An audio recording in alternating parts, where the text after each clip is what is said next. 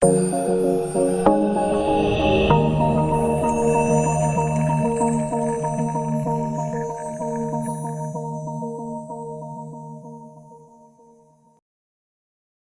datang kembali bersama saya di mata kuliah Algoritma dan Struktur Data. Nah, pada pertemuan yang ketujuh ini, saya akan menjelaskan mengenai perulangan atau iterasi atau looping. Nah, ini sering sekali digunakan pada saat kita membuat sebuah sistem informasi yang sangat besar ya. Nah, perulangan sering digunakan. Ya. Kemudian if, case, ya kondisi yang pada pertemuan sebelumnya sudah saya jelaskan, itu pasti akan ada pada saat kita membuat sebuah sistem informasi. Ya. Nah, untuk bisa membuat sebuah sistem informasi yang besar, otomatis kita harus tahu dasar-dasar algoritma daripada program yang akan kita buat. Nah, di sini ya perulangan ataupun iterasi, kita harus melihat dulu ya seperti apa bentuknya, ya, bagaimana cara kerjanya. Nah, di sini perulangan atau yang juga disebut dengan looping itu sebenarnya sama dengan percabangan.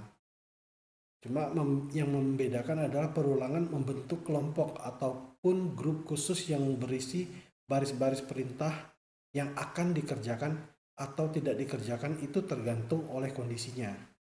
Ya. Nah, sifat terstruktur perulangan akan mengulang setiap baris selama kondisinya terpenuhi. Ya. Kalau kondisi if kan jika kondisinya terpenuhi. Ya. Tetapi kalau perulangan ya itu selama kondisinya terpenuhi ya maka dia akan mengerjakan perulangan tersebut. Nah, sebagai contoh di sini kita membuat outputnya stemek atmaluhur ya itu sebanyak 5 kali. Nah, bagaimana nanti kita membuat sebuah penggalan program ya dengan menggunakan perulangan ya. Jadi ini tidak dicetak sebanyak 5 kali ya cetakannya enggak, tetapi menggunakan perulangan ya. Jadi cukup sekali ditulis perulangan tersebut maka dia akan mencetak sebanyak 5 kali. Begitu juga ini ya. Sebenarnya ini hanya bermain dengan bermain dengan looping ya.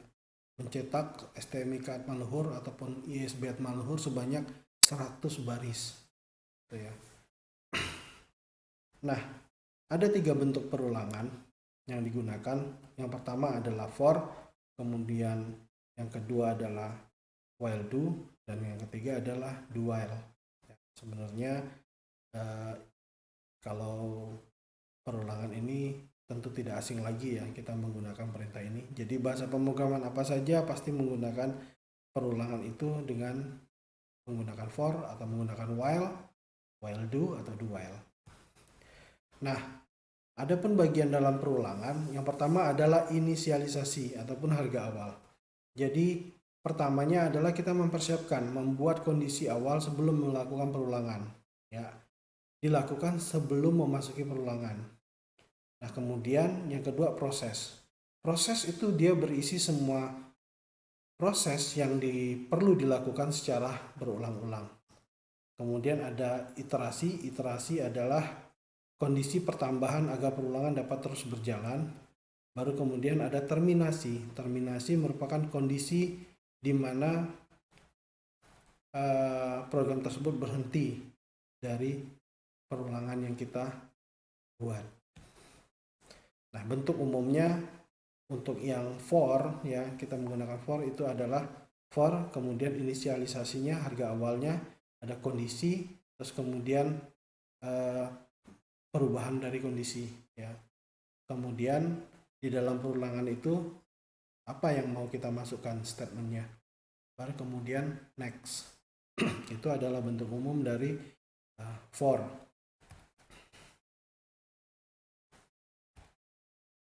Nah, sebagai contoh di sini ya. Nah, itu tadi yang keluarannya itu ya STMIK atmaluhur ya itu dicetak sebanyak 5 kali.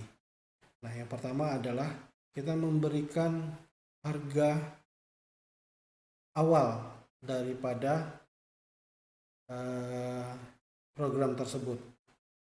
Di sini harga awalnya I sama dengan 1. I adalah variabel, ya. Variabel untuk dia melakukan perhitungan, perulangan. I tipe datanya selalu berupa angka, ya, integer. Nah, for I sama dengan 1, berarti I-nya sama dengan 1. I lebih kecil sama dengan 5. Artinya apa? Inilah kondisinya. Kondisinya bahwa I-nya kurang dari 5. Jadi kalau I-nya itu lebih dari 5, ya, maka perulangannya akan berhenti. Sedangkan ini adalah penambahannya, perubahan kondisi, ya, I++. Ini sama aja dengan I sama dengan I plus 1. Nah, sebagai contoh di sini, pada saat perulangan ini dijalankan, code STMicad meluhur. Artinya apa? Perulangan ini selama kondisinya benar, ya, maka dia akan melakukan ataupun mencetak STMicad meluhur. Ya, sebagai contoh misalnya, ya, I-nya saat ini adalah 1, ya. 1, kemudian dia cetak STMicad meluhur. Ya. 1 lebih kecil sama dengan 5. Benar kondisinya. Ya, dia cetak STMicad meluhur. Baru 1 ditambah 1, 2. Jadi I-nya sudah 2. Nah, saat I-nya 2 kurang sama dengan 5. Ya.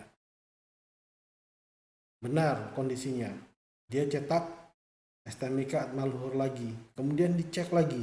Balik lagi ke perulangannya. Posisinya sekarang I-nya sudah 2. Ya.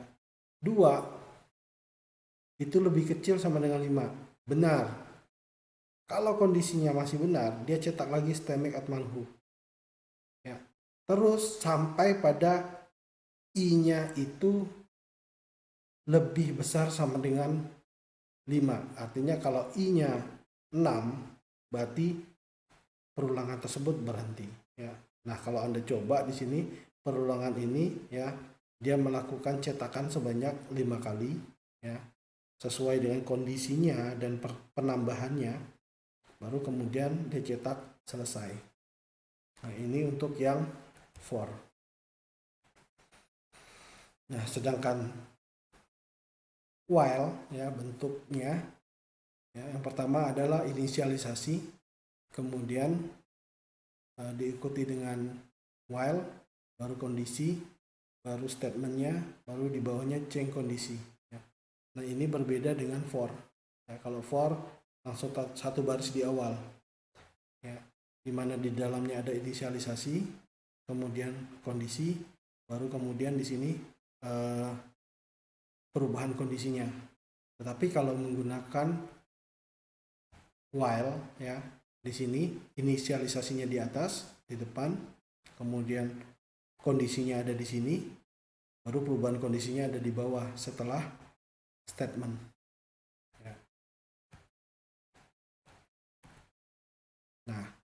Nah, program tadi yang saya menggunakan for, ya, hasilnya sebenarnya sama dengan program yang ini, ya. Cuma perbedaannya adalah yang pertama saya menggunakan for, yang kedua saya menggunakan while. Output yang dihasilkan sama di sini, ya. Nah, konsepnya sama.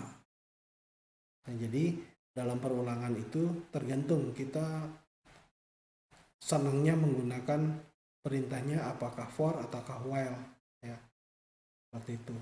Nah, ini silakan Anda coba, nanti hasilnya sama dengan yang for tadi. Dia mencetak STMicad meluhurnya sebanyak 5 kali, kemudian selesai.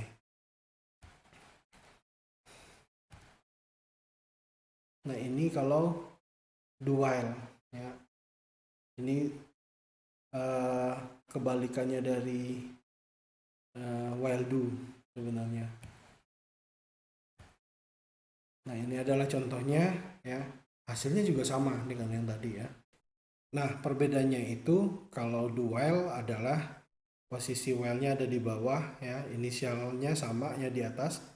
Kemudian do statement-nya, di mana perubahannya itu di awal, ya, di dalam statement. Baru kemudian while-nya ada di bawah.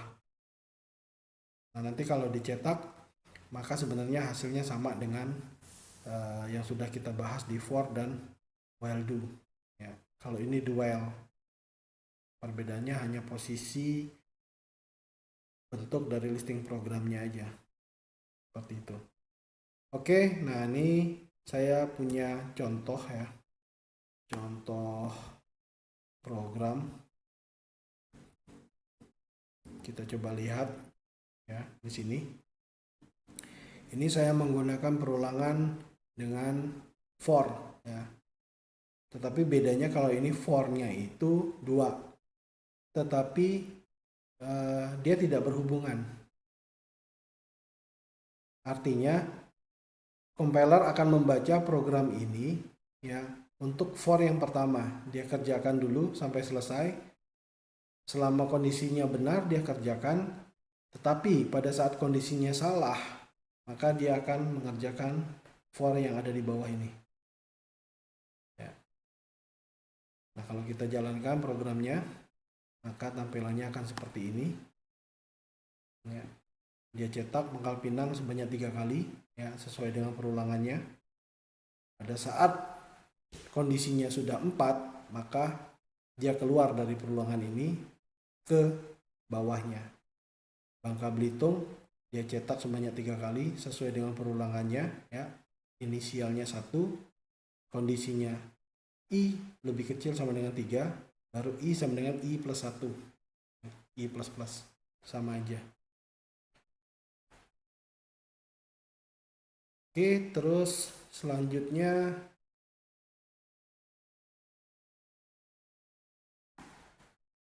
di sini ada contoh yang oke, ini yang tadi ya.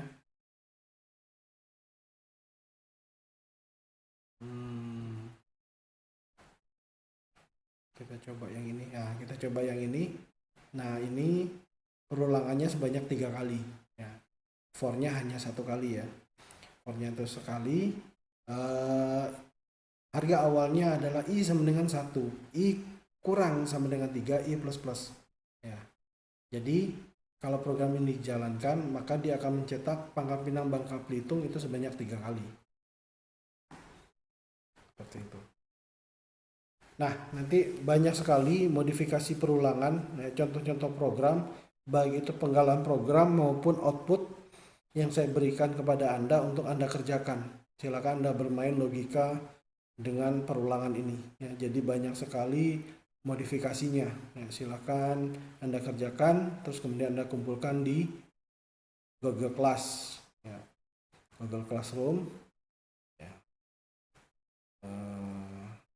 Demikian ya, informasi ataupun presentasi dari saya pada pertemuan yang ke-7 ini. Terima kasih atas perhatiannya. Salam sehat, salam budi luhur.